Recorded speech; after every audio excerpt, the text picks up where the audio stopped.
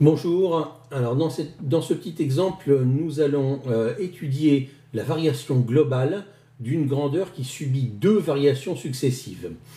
Alors à la bourse, la valeur d'une action monte de 5%, puis baisse de 5% le lendemain, et on veut savoir de combien elle a varié, de combien le cours de l'action a varié sur les 2 jours. Est-ce qu'en de combien de pourcents il a monté ou baissé sur les 2 jours. Alors, je vais déjà tuer un petit peu le suspense en vous disant d'office que quand le cours d'une action monte de 5% puis baisse de 5%, il ne revient pas à sa valeur de départ. Ce sont des pourcentages par rapport à la quantité initiale. Ce n'est pas comme si elle montait de 5 euros et baissait de 5 euros. Donc là, il ne faut pas s'attendre à ce que l'action revienne à son cours de départ. Maintenant, comment est-ce qu'on va faire pour appliquer deux évolutions, d'abord une hausse et ensuite une baisse? Eh bien, la manière la plus simple, c'est de passer par les coefficients multiplicateurs. On va calculer, on a deux évolutions, le coefficient multiplicateur de la hausse de 5% et le coefficient multiplicateur de la baisse de 5%. Et ensuite, on va en déduire le coefficient multiplicateur global sur les 2 jours qu'on va ramener en pourcentage pour répondre à la question. Alors comment on fait? J'ai déjà publié une vidéo, plusieurs vidéos dans lesquelles je montre les passages du pourcentage ou au coefficient multiplicateur. Pour une hausse de 5%, il faut d'abord remettre le pourcentage en notation décimale. 5% c'est 5 divisé par 100, c'est donc 0,05. Et pour passer au coefficient multiplicateur, il faut en ajouter 1. Le coefficient multiplicateur, c'est le pourcentage en notation décimale plus 1. Donc 0,05 plus 1, ça fait 1,05. Voilà le coefficient multiplicateur qui correspond à une hausse de 5%. Donc une grandeur qui a augmenté de 5% a été multipliée par 1,05. Maintenant qu'on l'a fait pour la hausse de 5%, on va faire la même chose pour la baisse de 5%.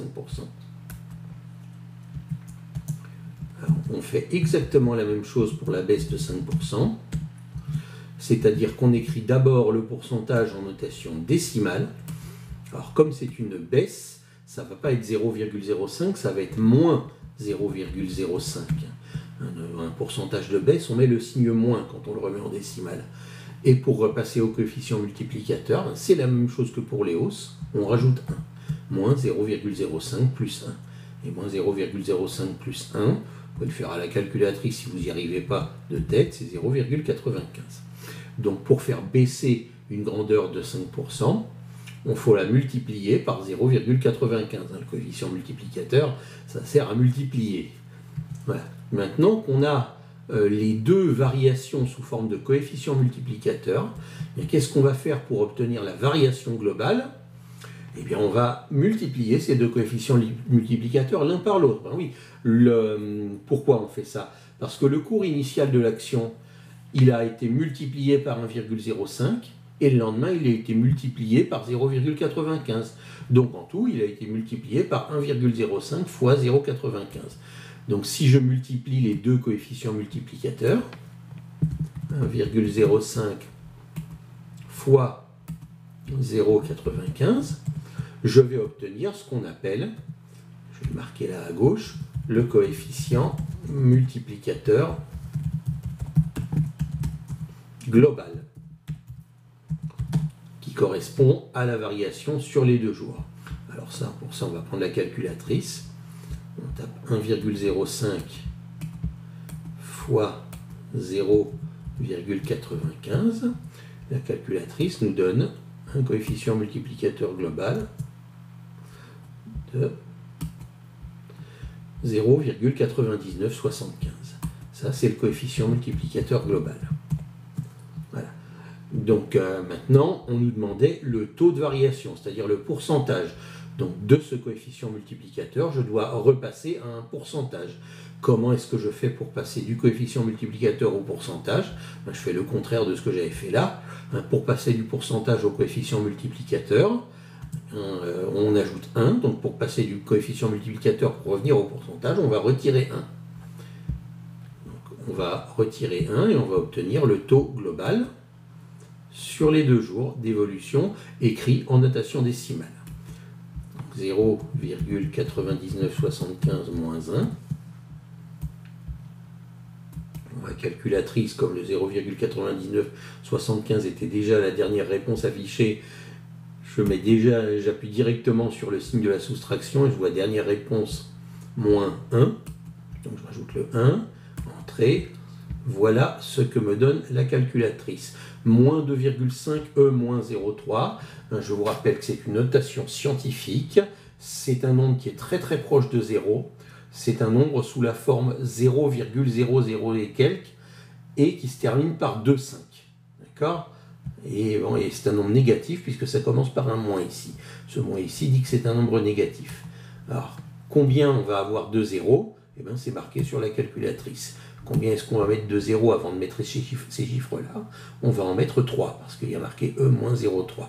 Donc ça, si je remets ce nombre de notation scientifique en notation décimale, ça va être moins 0,0025.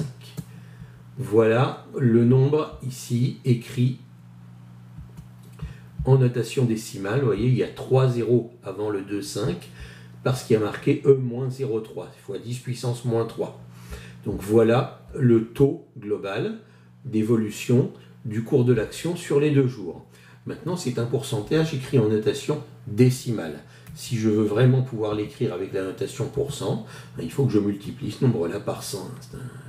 C'est quelque chose qu'on a déjà fait. Donc je reprends le moins 0,0025 et je le multiplie par 100. Ça va me donner là le nombre de pourcents. Et je vais pouvoir répondre à la question écrite en pourcentage. Donc je mets fois 100. Et ça fait moins 0,25. Voilà. Et donc là, je peux répondre à la question que sur les 2 jours, le cours de l'action a baissé, puisqu'il y a un signe moins, de 0,25%. Le cours de l'action, donc sur les 2 jours, a baissé de 0,25%.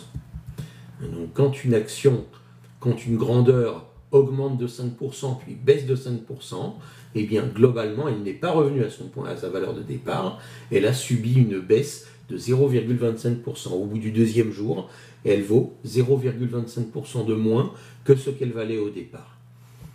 Pour appliquer 2 évolutions successives, on passe au coefficient multiplicateur et on multiplie les coefficients multiplicateurs. Voilà comment il faut s'y prendre.